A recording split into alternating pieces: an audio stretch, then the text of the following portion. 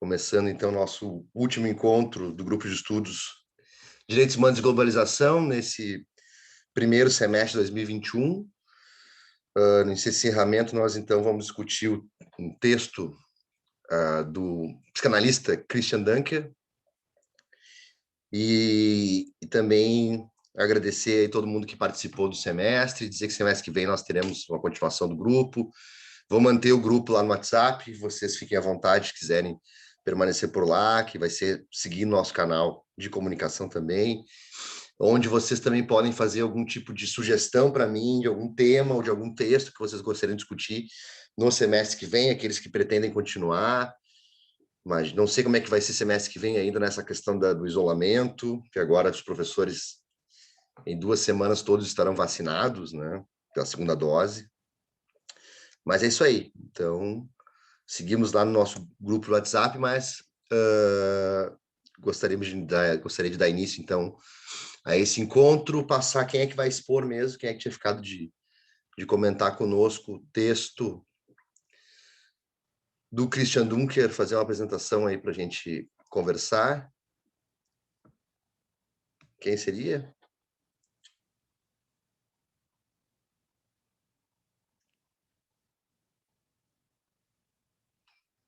Ué? Nenhum de vocês?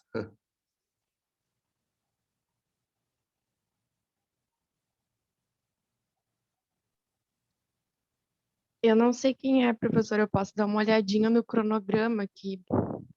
Dá uma olhadinha para mim, querido. Vamos ver, porque talvez a pessoa tenha se predisposto e acaba não, por algum motivo, não estando aqui conosco agora, ou também por algum outro motivo.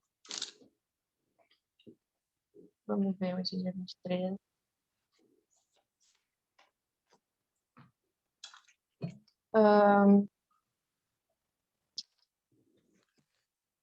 Hoje seria Ana Clara e Vitor Assis.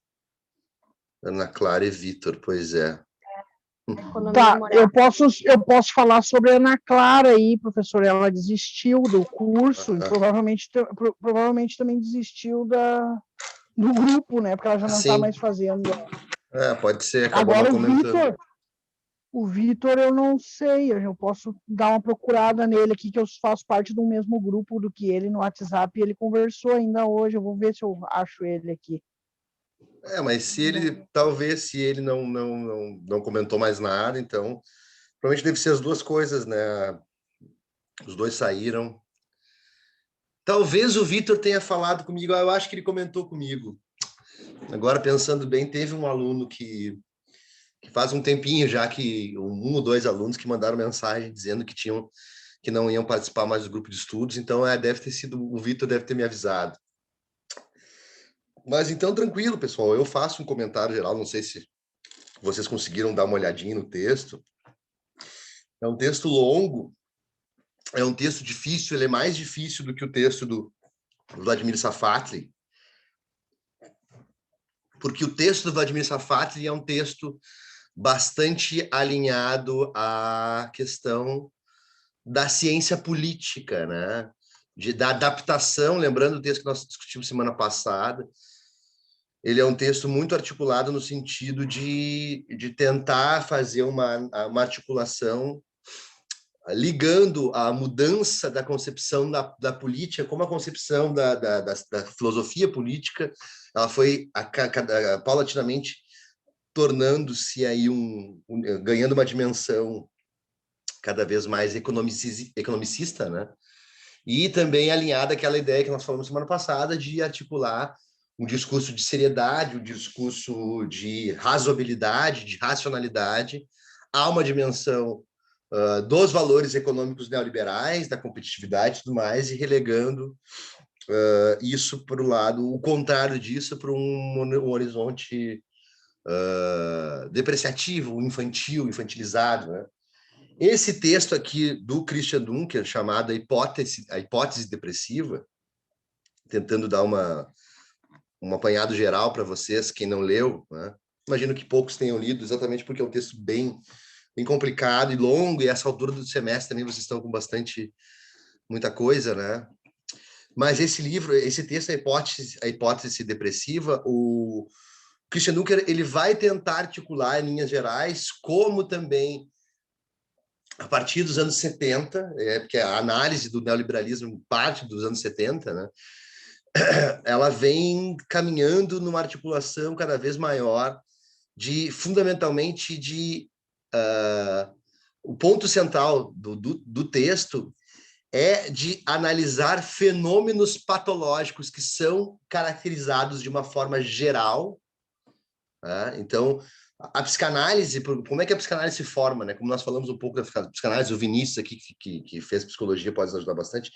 A psicanálise se forma a partir de uma dimensão lá no final do século XIX, quando Freud começa a escrever sobre psicanálise.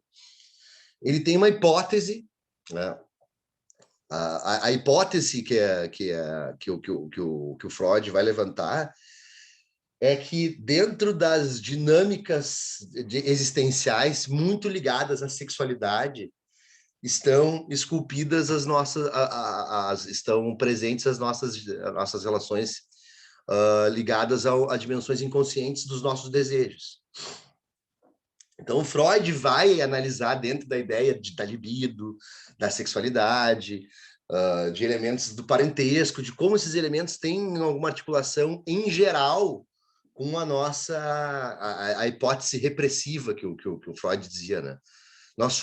A premissa do Freud é que nós tivemos uma psique castrada, e essa castração envolve efetivamente, fundamentalmente, a nossa dimensão da sexualidade, da libido, que envolve elementos de que existe um imaginário mais ou menos geral, que o Freud chamou de superego, que tenta ser um freio para os nossos ímpetos libidinais, né? Então, o Freud vai colocar isso, e como a narrativa da psicanálise vai se articular muito, seja do ponto de vista da ética, da política, vai se articular muito nesses horizontes gerais de camadas de significado que acabam envolvendo patologias, dinâmicas patológicas clássicas que a psicanálise vai identificar. Mas o ponto central que deve ficar aqui, para não ficar muito abstrato, que eu estou querendo dizer para vocês, que a psicanálise se pauta de uma análise das sociedades a partir de uma generalização, né, de uma análise geral de como o comportamento humano se apresenta e como nós lidamos com as nossas dimensões de desejos e como ela se expressa na dimensão de sexualidade. Aí o Dunker vai dizer nesse texto que, na verdade, o Foucault já tinha dito que um pouco criticado a psicanálise, dizendo que a psicanálise nada mais tinha feito do que já tinha feito a pastoral cristã anos atrás, décadas, séculos atrás, que é nessa ideia de exigência de fazer com que nós falemos sobre sexualidade. Tá? Então, a gente vai se confessar para o padre, a gente fala sobre sexualidade, a gente fala sobre o nosso relacionamento. Então, tem uma parte do texto que o Dunker vai falar sobre isso. Na verdade, o texto do Dunker ele é fazer uma apologia, né? Ele é um psicanalista, então ele está falando da importância da psicanálise. Ele leva em conta essa crítica do Foucault à psicanálise, mas depois o ponto dele central é que uma averiguação psicanalítica da psique, da subjetividade humana, demanda analisar as sociedades nessas dinâmicas de contextos gerais. Nós podemos dizer que lá, a partir do século XIX, fundamentalmente a partir do século XVIII, XIX, nós temos esses elementos que a sociedade burguesa, nós discutimos lá no início do semestre isso, né? A sociedade burguesa colocou para nós sobre essa questão envolvendo o papel da mulher, o papel o papel de cada ente dentro das sociedades burguesas, que o Foucault vai falar bastante sobre isso na história da sexualidade. O que o Dunker está querendo dizer é que a partir da guinada neoliberal, ou seja, a partir dos anos 70 em diante, a hipótese depressiva, ou seja, a depressão que nós sentimos, né? O mal-estar que os processos de neoliberalismo ligados a uma hipercompetitividade de performance, estarmos sempre competindo entre nós e sempre tendo uma demanda por performance, o neoliberalismo acabou construindo uma ideia de que as pessoas que sofrem em relação a isso, que desenvolvem uma depressão em relação a isso, por exemplo, elas não sofrem isso numa análise geral. Não sei se eu estou conseguindo ser claro na minha explicação, é difícil, né, explicar esse texto. A hipótese lá que o Freud estava dizendo, que o mal-estar que as pessoas sentem, né, a debilidade humana que as pessoas detêm, ligadas lá ao desenvolvimento da descoberta, digamos assim, do inconsciente, envolve uma análise das sociedades em geral. E nós temos uma estrutura psíquica mais ou menos semelhante. O que o Duncan está querendo dizer é que nós não estamos analisando mais os efeitos gerais do neoliberalismo na psique das pessoas, que vem gerando essa depressão. O que ele está querendo dizer é que a dimensão ligada dessas depressões que as pessoas detêm, elas são identificadas pela narrativa neoliberal como problemas singulares, individualizados delas. É a pessoa que desenvolveu depressão porque ela não teve capacidade, não sei o quê, mas ele vai explicando longamente como é que foi essa genealogia narrativa, de como isso foi, esses sintomas de mal-estar produzido pelo neoliberalismo foram dissociados, né, em hipóteses diferenciadoras, e acabaram fundamentalmente aí se tornando elementos de... o ponto do Duncan no texto é que a divisão desses sentimentos que são produzidos pelo neoliberalismo, que levam à depressão, pela narrativa médica, pela narrativa da neurociência, pela narrativa psiquiátrica, é no sentido de dissociar a produção de mal-estar, que vai gerar sofrimento e vai gerar depressão, de uma articulação geral chamada neoliberalismo. O que acaba fazendo com que, um ponto que a gente já falou aqui em aula, acaba fazendo com que as pessoas, em geral, elas não responsabilizem o sistema ou as articulações do que nós chamamos de neoliberalismo pela produção do seu sofrimento, do seu mal-estar, e acabem aí, fundamentalmente, culpando a si. Então, é um duplo problema, né? A narrativa do neoliberalismo acaba gerando aí esse mal-estar, que vai se carregar a partir de dimensões de depressão, e as pessoas não conseguem identificar isso, que esse é um fenômeno que é articulado ou é alinhado a essa narrativa depreciativa, né? Essa narrativa que gera depressão, chamada neoliberalismo. Em linhas gerais, o texto é mais ou menos isso. É difícil de explicar, eu também acabei, faz um tempo que eu li o texto, né? Dei uma revisadinha para nós discutirmos, mas eu como não ia apresentar, acabei não separando aqui direitinho as partes mais fundamentais para a gente analisar. Mas a gente já está dando uma olhadinha aqui para ver se alguma coisa que eu tento discutir com vocês. É um texto longo, né? Um texto de umas 40 páginas, mais ou menos, que vai tentar, lá desde os anos 70, articular toda a relação do desenvolvimento do neoliberalismo, Milton Friedman, Friedrich Hayek, nós já falamos aqui várias vezes, e tal, com a articulação, com a proximidade que eles detinham com Margaret Thatcher, Ronald Reagan e tudo mais, Pinochet, e aí vai colocar no ponto de vista mais dentro das narrativas científicas, a narrativa médica, como gradualmente a dinâmica, a dimensão de perceber elementos ligados, como, por exemplo, a depressão e outras patologias que são que tem uma relação de uma certa proximidade com a depressão, como isso foi mudando, foi intercambiando de articulação e essa análise acabou se tornando cada vez mais individualizada como uma patologia que não envolve transtornos mentais que não envolvem o cotidiano médio das pessoas que estão inseridas dentro do sistema neoliberal. Mais ou menos nesse sentido que é o texto se traduz para nós. Não sei se eu consegui ser mais ou menos claro, pessoal. Comentem alguma coisa aqui enquanto eu estou dando uma olhadinha aqui para ver se temos algum... Professor, eu não li o texto, mas do que tu falou eu entendi. As pessoas não relacionam o neoliberalismo com essa depressão, se culpam por isso, é isso? Uhum. Isso. Mas e como é que elas lidam com isso? Só com ela mesma, com uma culpa interna. não, elas não jogam essa culpa de uma outra forma, porque, sei lá, falando, pensando, eu pensei, às vezes as pessoas colocam, sei lá, pensando na realidade brasileira, no STF, ou no, às vezes jogam assim, né, quase que aleatoriamente. Ah, sim, entendi. Não, a questão... elas jogam a culpa do STF, por exemplo, porque o STF solta bandido, ou porque o STF, ele, nesse sentido mais, assim, né? O que o Dunga está querendo dizer... É só porque elas jogam de alguma forma na política, né?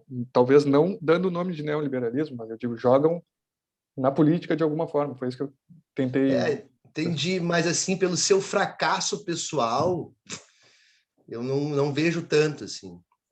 Eu acho um pouco mais, é aquilo que eu já falei aqui, eu sempre falo, né? Para mim é um pouco o argumento que está por trás daquele filme lá que todo mundo acha lindo, que eu tenho uma série de problemas com ele, que é A Procura da Felicidade. Que eu sempre falo desse livro, desse filme, né? Que é assim, o filme, claro, uma história real, bonitinha, que envolve realmente um pai que fez de tudo pelo seu filho, mas a narrativa subliminar que está por trás naquele filme, que para mim, por isso que ele é problemático, é essa ideia do, olha, para ele deu certo, porque ele se esforçou, ele fez tudo o que precisava. Se não tivesse dado certo, a culpa é dele. É um pouco por aí. Eu acho que no Brasil existe uma canalização de culpar o governo, ou de culpar o governo anterior, ou de culpar o STF. É claro que existe essa dinâmica. Eu vejo mais próximo, eu vejo mais essa dinâmica. Mas eu acho que pelo fracasso pessoal a ponto de gerar depressão, Vinícius, eu acho que ainda é uma canalização do fracasso. É uma canalização do fracasso no sentido de que as pessoas realmente acham que a Previdência não precisa ter, que realmente entendem que as reformas trabalhistas são necessárias porque elas vão trazer empresários que vão vir para o Brasil nesse sentido, e aí então as pessoas não percebem que isso faz parte de uma narrativa individualizadora que envolve todo esse cenário de competição, competitividade, performance, e eu acho que no fundo elas acabam se colocando como responsáveis pelo seu não êxito. Mesmo que elas consigam... Opa! Me parece que essa liberdade que o neoliberalismo produz, essa liberdade artificial, gera uma angústia nas pessoas, né? Na medida que elas não conseguem dar conta das metas que elas se impõem, por exemplo, no trabalho, isso gera uma frustração, me parece que é mais nesse sentido, né? Apesar de eu não ter lido o texto também. Exatamente isso. Exatamente nesse sentido, assim, que envolve essa narrativa de liberdade, de transparência, de você pode tudo, você é do tamanho dos seus sonhos, todas essas dinâmicas que vão envolver o tamanho do fracasso que é a pessoa... Já que eu posso tudo, por que eu não estou conseguindo, né? Exato. Então, isso gera... Aqui eu vou tentar ler, pode falar. Não, eu li ali a parte do Vladimir Safatli só, e ele não fala, assim, exatamente isso, mas ele traz algumas coisas que eu achei semelhantes, assim, no sentido do advento do DSM-3, que foca muito nos sintomas e não nos porquês, e também aquela questão de ser mais uma mudança biológica, de ser algo do teu corpo, né, e não do externo também. Isso, os textos dialogam bastante, Aqui, uma partezinha lá na página que está aqui, 171. A hipótese depressiva, do ponto de vista de sua etiologia, prescinde de uma teoria do conflito. Dito de outra maneira, do ponto de vista do conflito, a depressão seria um sintoma secundário de formações de sintoma ou de angústia baseados no conflito. Com o dispêndio de trabalho psíquico, assim como o esforço para se adaptar ao sintoma ou para evitar situações indutoras de angústia, a depressão seria um efeito residual das inibições e dos reposicionamentos identificatórios. Elas nos faz pensar que a questão central da existência é saber quem somos e não o que queremos. A contraface dessa hipótese requer que também a angústia seja separada da expressão de conflitos, transformada primeiramente em ansiedade, depois em estresse, para finalmente emergir como mera expressão de uma descompensação cerebral. sem que, por outro lado, se explique muito bem porque processos ansiosos e processos depressivos costumam andar juntos na clínica. Então, ele está querendo colocar nesse sentido, né? A narrativa médica tenta afastar a depressão de outros elementos, trazendo como estresse, trazendo como ansiedade, que, na verdade, vão colocar... Quando a gente coloca, assim, né, nesses termos, sendo bem claro e bem prático agora para nós pensarmos, né? Quando a gente fala entre nós, né? Eu estou me sentindo meio estressado, eu estou me sentindo meio ansioso, nós estamos falando sobre questões que envolvem a nós mesmos, né?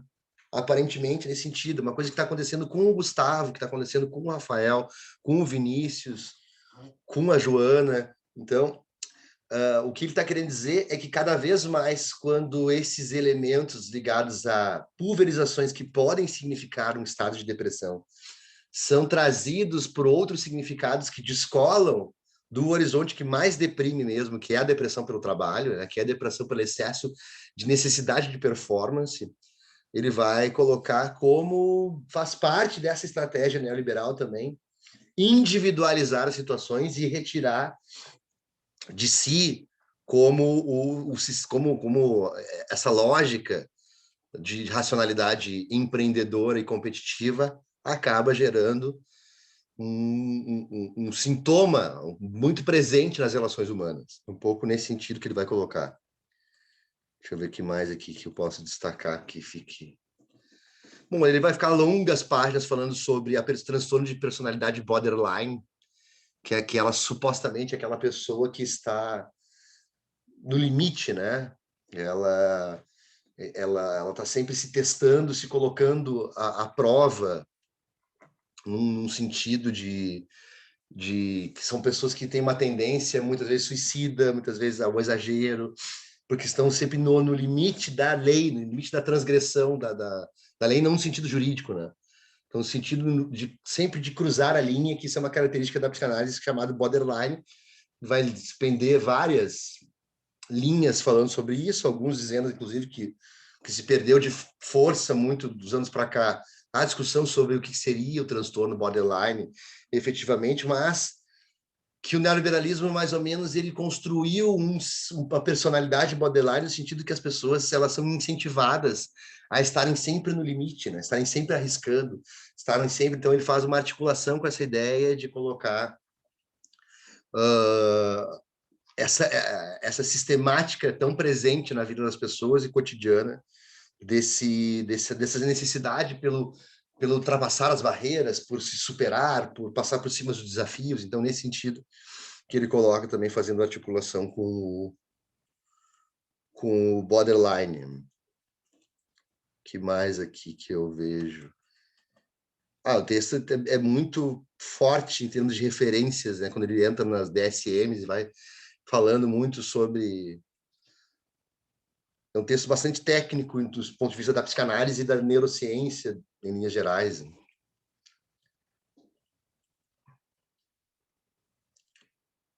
Que mais aqui?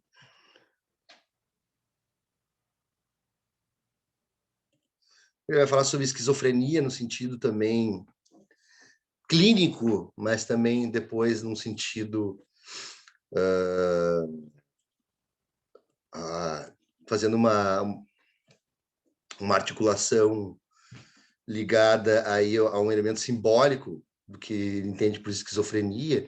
Claro, ele vai colocar também um ponto importante, aqui, revisando aqui o artigo, ele vai colocar também como o desenvolvimento de medicamentos ligados à depressão é o que também explodiu no mercado, a coisa que mais é vendida na indústria farmacêutica, que mais dá lucro, são remédios antidepressivos, ou seja, essa ideia também que vai se desenvolvendo pelo neoliberalismo, interessante que ele coloca,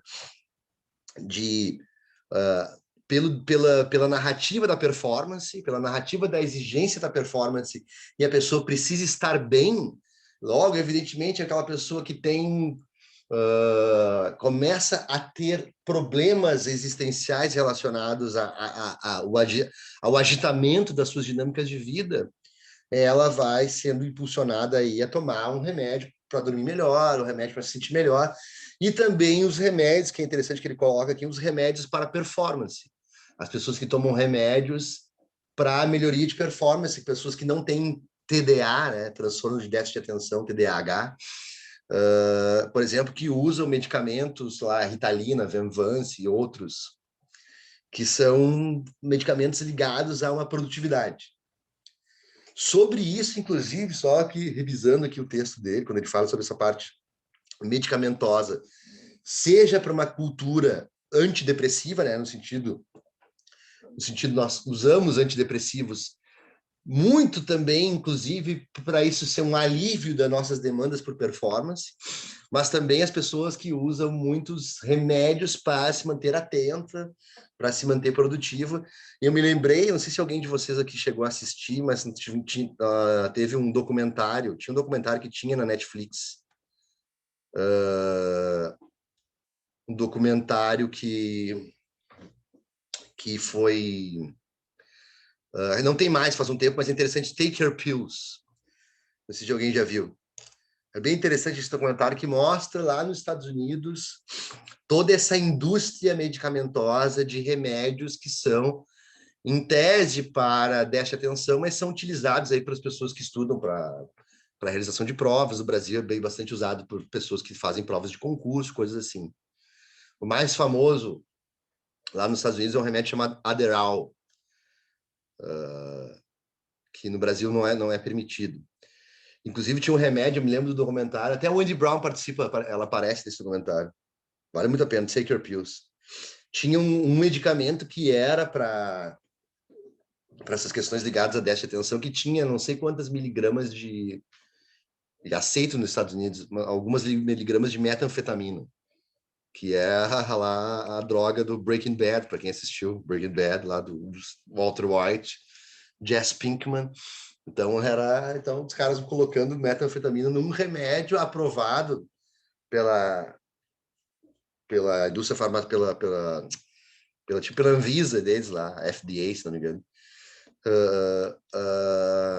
Exatamente porque pelo culto a essa questão da performance, né? Então isso é interessante também. Que mais aqui que ele traz para nós no texto que seria interessante talvez destacar? Deixa eu ver mais algum detalhe. Essa parte da questão ligada aos medicamentos é bem interessante. Mas, em linhas gerais, é isso, pessoal.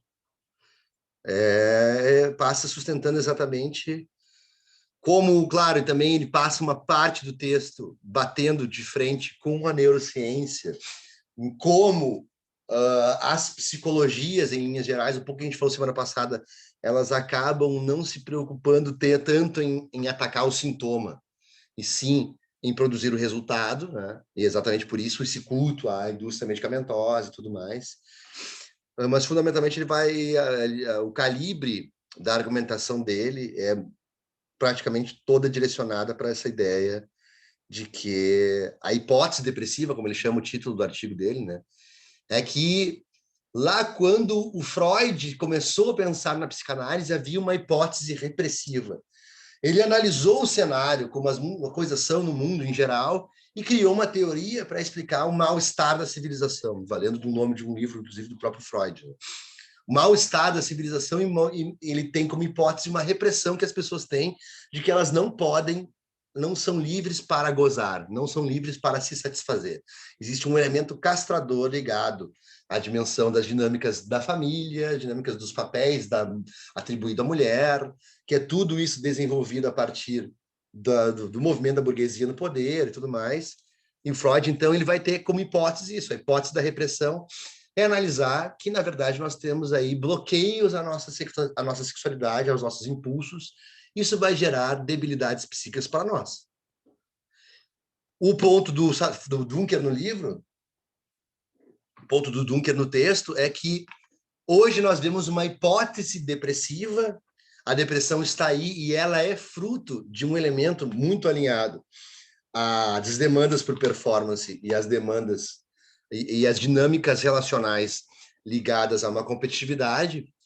Só que, então, ele está querendo criar essa teoria. Nós somos o que somos, estamos do jeito que estamos, muito em virtude da dinâmica do neoliberalismo, porém, a narrativa que é feita pelas psicologias contemporâneas, né, pela neurociência e pelas outras psicologias que não atacam o sintoma, elas colocam no sentido de buscar soluções, e essas soluções acabam não pegando o todo e acabam se valendo de uma cultura medicamentosa ou de uma individualização dos sintomas, né? Uma patologização dos sintomas no sentido de uma normalização dos sintomas, tendo dito que essas dinâmicas ligadas a ansiedades e coisas desse sentido não têm uma relação, e elas têm, com a racionalidade neoliberal. Fazendo uma síntese do texto é esse.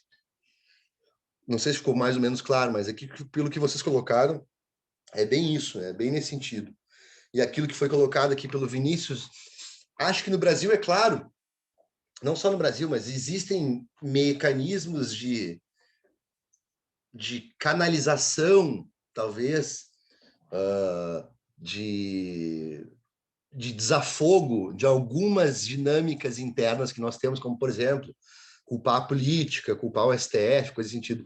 Mas eu imagino que a depressão gerada pelo trabalho, que é a depressão mais articulável hoje em dia, que nós vivemos mais, de forma mais densa, me parece, assim, a depressão pelo excesso de trabalho, a depressão pelo medo de perder o emprego, a depressão pela demanda de performance, ela acaba sendo cada vez mais naturalizada no sentido de não ser desenvolvida a ideia de que faz parte de uma certa culpa de cada um de nós. Um pouco por aí. Não sei o que vocês acham. Comentem comigo aí alguma coisa enquanto eu vou só rapidinho pegar um café aqui do lado. Palavra aberta a vocês.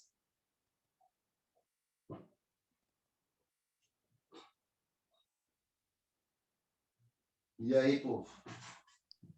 Professor, eu acho que essa depressão também ela é tão normalizada e de certa forma, ela não é tão profunda a ponto de tu ver as pessoas chorando ou coisa assim, mas as pessoas têm uma ansiedade, uma tristeza de fundo que não chega a adoecer, mas também impede que as pessoas tenham uma vida de qualidade, né? Não é uma depressão, assim, quando falo depressão, eu fico pensando naquela pessoa realmente doente, que tem que tomar remédio, que tem que...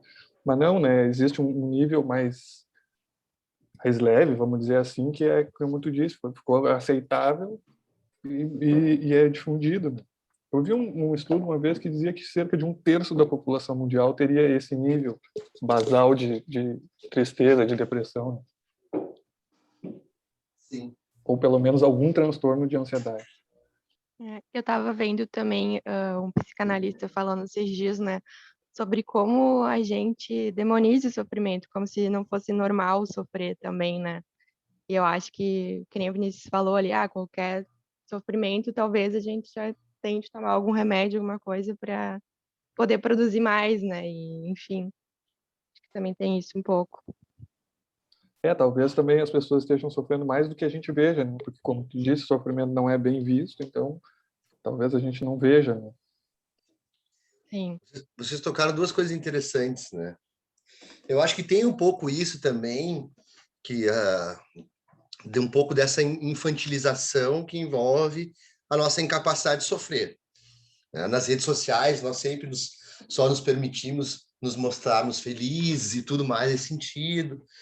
Então, o próprio descontentamento permanente com a existência, tudo envolve um pouco essa ideia que alguns psicanalistas vão chamar, inclusive, de infantilização.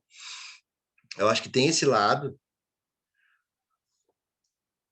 mas o lado fundamental aqui, até a ideia me parece ser desses autores que partem da discussão sobre depressão, como por exemplo Byung-Chul Han, que vai falar sobre a síndrome de burnout. Não sei se você já conhece, se eu já falei aqui no grupo. Síndrome... Eu conheço. Hã? Eu conheço. É aquela que eu fiz estágio na época da faculdade na Polícia Civil e os policiais que trabalhavam em plantão, né? Alguns tinham essa síndrome de burnout porque viam tanta tragédia, viam tanta desgraça que acabavam normalizando aquilo, né? E ficando meio embotado. A síndrome de burnout, ela é algo que o cara que eu gosto bastante de estudar, o Byung-Chul Han, um filósofo e psicanalista sul-coreano, num livro, que é um livrinho bem curtinho, vale muito a pena dar uma olhadinha, que é A Sociedade do Cansaço, que o livro parte exatamente dessa análise que nós estamos discutindo, de como a exigência por performance do neoliberalismo vai gerar uma geração de pessoas cansadas, porque ninguém consegue se empresariar o tempo inteiro. Né?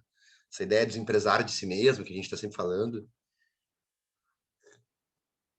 isso vai gerar a depressão. E o que é articulado com a ideia de síndrome de burnout seria mais no sentido de um despedaçamento psíquico por causa do excesso de trabalho, ou demandas ligadas ao trabalho. É algo que vai entrar, parece que na próxima CID, vai se colocar... Quando eu estava estudando mais a fundo burnout, eu me lembro de ter lido isso. No livro de doenças, vai se trabalhar especificamente, não tem ainda a síndrome estabelecida como uma sigla específica, como uma doença reconhecida. Né? Porque seria um ramo, um braço da depressão, só que é uma depressão especificamente ligada ao trabalho. Nos policiais tem muito o burnout, mas também exatamente porque não me parece que seja exatamente por algum trauma, alguma coisa assim, de algum estresse pós-traumático, é mais exatamente porque o policial, em média no Brasil, ele tem uma vida extremamente angustiada, né? Extremamente complicada de arriscar a vida o tempo inteiro, de trabalhar muito e ganhar pouco. Então, um índice de pessoas, quando eu falo, eu como professor de direitos humanos, as pessoas falam, né? Defensor de bandidos, está sempre criticando os policiais. Exatamente a galera dos direitos humanos é que olha pelos policiais, porque o número de policiais em depressão e o número de policiais que cometem suicídio é um número assustador, bizarro, né? O número de policiais, por exemplo, que levam um tiro em serviço e acabam não conseguindo mais trabalhar na linha de frente, né? Sei lá, numa operação policial, e acabam ficando, assim, dando um trabalho. A pessoa não é aposentada por invalidez, por exemplo. Ela simplesmente não consegue mais correr, mas ela consegue caminhar mal. O nível o trabalho que é colocado para essas pessoas, assim, elas são tidas como fora do sistema e elas não têm valorização nenhuma. São as principais pessoas que acabam entrando em depressão e se suicidando depois. E é isso que a narrativa em prol dos policiais, que é muito falada, vamos falar dos policiais, valorizar os policiais, não leva para esse lado, não vê que o policial fora de ação, por exemplo, ele é extremamente desvalorizado. Então é um pouco por aí, né? Eu me parece assim que esses autores que estão articulando a ideia de depressão, eles não estão, Vinícius, pensando a depressão como aquela circunstância que envolve só é depressiva aquela pessoa que está realmente dentro de casa e não consegue... Enquadrada no DSM lá. Não isso, é enquadrada no sentido, era a ideia de que circunda sobre nós um horizonte de maior deprimibilidade, nem sei se existe essa palavra, mas vou ter agora. Mas ficou claro, aí sim. Aí que envolve uma dinâmica de maior deprimibilidade, mas que acaba intensificando, sim, os números de depressão em geral. Tá? A depressão em geral subiu no mundo, assim, nas últimas décadas, uma coisa absurdamente avassaladora. Assim. Tanto é que mas também... daí esse número dá para criticar, porque não se tinha muito diagnóstico antes, não se olhava para essa doença. Então, é aquilo, né? Quando tu começa a perceber, mas realmente, esse de pano de fundo, sim. Sim, tem essa questão. Mas que mais que... Por exemplo, assim, dados, aí são dados que a gente pode analisar de forma mais precisa e que tem a ver com isso, né? As pessoas dormem cada vez menos. Tá? Quantas horas vocês dormiram hoje? Um de vocês aí. Lembra-se que a narrativa sempre foi 8 horas. As pessoas elas dormem mundialmente falando, né? Em torno aí de 5 horas e meia, 6 horas, pensando numa disposição geral. Né? Tem um livro bastante interessante que é 24/7, Capitalismo Tardio, estou escrevendo aqui. E os fins do sono. 24/7 seria 24 horas, 7 dias da semana. O sonho do capitalismo seria fazer com que nós estejamos produtivos 24 horas por dia, 7 dias da semana. Então, o livro é especificamente sobre articulações ligadas ao sono. né? Porque o sono, no momento em que nós estamos dormindo, é o momento que nós não estamos produzindo. Então, ele vai colocar em termos de estudos que são feitos em laboratórios para remédios estimulantes, para tudo mais, assim, cada vez mais, e que impactam na qualidade do sono, que vão impactar no número de horas dormidas pela população em geral. Exatamente com essa ideia de que dormir é perda de tempo, descansar é perda de tempo, que envolve a narrativa aí, neoliberal. Um pouco nesse sentido. Eu estava falando sobre a questão dos medicamentos, enfim, eu estava falando com uma amiga da psico esses dias que comentou que nos Estados Unidos tem um esquema que os psiquiatras, eles ganham prêmios, assim, por atingirem metas de quem dá mais medicamentos, assim, né, e quão problemático é isso. Nossa! Prêmio porque receitou mais remédio. Bah, interessante. Uhum. Vou atrás disso. Se souber mais alguma coisa, me manda. Mas pode isso não deve ser uma coisa assim exposta na mídia, né? Deve ser uma coisa interna dos laboratórios, essas parcerias que os laboratórios têm com os médicos, né? Deve ser uma coisa assim, ou não, Melissa? Pois é, pois pode então, ser. Eu vou pesquisar um pouco melhor, assim, foi numa conversa bem informal, né? Não sei exatamente o que aconteceu, mas vou pesquisar. E achei bem problemático. Porque eu fiquei pensando se é uma coisa assim, por exemplo, no Brasil nós temos uma coisa que o juiz que mais faz acordo, ele é premiado, né? Então, acho que esse trabalho era bem comum, agora com a reforma trabalhista acho que as coisas mudaram. Mas existe um incentivo do sistema em fazer acordo. Eu já fiz audiência trabalhista, não só trabalhista, mas assim, o juiz encheu o saco com o acordo, mas encheu o saco, muito saco, assim. Porque daí depois ele tem um rótulo, um prêmio de que ele é o juiz mais conciliador. E muitas vezes ele tá rifando o direito das pessoas, né?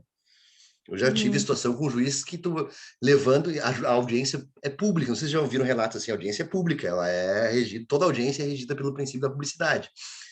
Então eu já vi o juiz chamar para uma salinha como advogado, falar, olha, eu se fosse o senhor, aceitava esse acordo, hein? Porque depois vai demorar o processo, ainda aí pega e leva lá o advogado da reclamada, por exemplo, da empresa demandada, olha, eu se fosse vocês aumentava o pedido, o valor da proposta de acordo, vamos fechar aqui, né? Para quem se estressar? Então, encheu o saco de uma maneira absurda, assim, para fechar um acordo. Mas eu fiquei pensando agora, se é nesse sentido, que é uma coisa declarada da narrativa, da ideia de que o médico que passa mais medicamento, em tese, ele é mais preocupado com o seu paciente, ou é isso que o Vinícius colocou, no sentido de, internamente, aquele que receitar mais, ou seja, que fizer com que as empresas, a indústria farmacêutica se incentive cada vez mais, ele vai ganhar um bônus dentro aí da sistemática da relação do médico com a empresa. Né? Mas interessante, pode ser. Nos Estados Unidos... Pode falar, querido. Parece ser mais a segunda opção mesmo. Pode ser, né? Mas... embora aqui mesmo, meu pai foi representante de laboratório durante um tempo, não se dava dinheiro, o prêmio assim escancarado, mas o incentivo aos médicos para receitarem determinado medicamento que aquele representante fazia era absurdo, assim, né? Tratavam os médicos, e o médico sabia que quanto mais ele receitasse aquilo, mais ele ia ser bajulado pelo representante, né? Sim. Isso aí. Que loucura. E, assim, pensando, assim, para um lado mais pessoal também, trazer para a consciência essas questões gera um certo alívio, mas parece que até certo ponto, assim, porque é muito difícil fugir disso, né? Porque a gente está vivendo isso, assim. Sim. Teu chefe vai continuar te cobrando meta, enfim. Não sei, eu queria desabafar também sobre isso. Sim, exatamente. Aquilo que a gente já falou antes, né? O fato de perceber que as coisas envolvem o empresário de si mesmo, envolve todas as articulações que a gente está discutindo aqui, não nos torna nem um pouco imunes a elas, né? Eu também, como professor, também estou sempre tendo que pensar em uma dimensão de inovação, Então, faz parte do nosso cotidiano. A questão me parece que a ideia que eu tenho como grupo, que não é só um grupo de estudos, é uma coisa que verdadeiramente impacta nossas existências, né? Direitos humanos, para mim, é algo que está para além de uma disciplina, para além de uma carreira, envolve um posicionamento de vida. E aí envolve nós nos percebermos dentro dessas dinâmicas, tentarmos ver onde e até que ponto nós conseguimos oferecer algum tipo de resistência a ela e também nos tornar um pouco mais sensíveis às pessoas que são mais reféns disso e acabam não conseguindo perceber tão bem assim quanto a gente tem tentado aqui articular. Então, serve também o grupo como um momento de desabafo para a gente perceber que o que a gente está estudando aqui faz parte do nosso cotidiano. Não tamanhamente, assim, como outras pessoas que a gente pode pensar de forma mais densa, assim, sei lá, o exemplo do Uber, que a gente sempre usa aqui, daquela pessoa que trabalha 14 horas por dia, numa dimensão de quadros depressivos, muitas vezes, e acaba não vendo problema nenhum, entre aspas, num sistema que levou ela para isso. Mas também nós percebemos que a gente faz parte disso, né? Então, a gente... é uma ideia de proposta aqui de reflexão, nós percebemos aí gatilhos para oferecermos algum tipo de ranhura a esse sistema, a esse modelo, nem que seja só para nós refletirmos sobre isso e também nos sensibilizarmos aí com essa questão. Então, é por aí. Certo, pessoal? Acho que mais ou menos isso. Pelo semestre, eu queria agradecer vocês pela confiança de estarem aqui conversando, debatendo conosco ao longo desse semestre.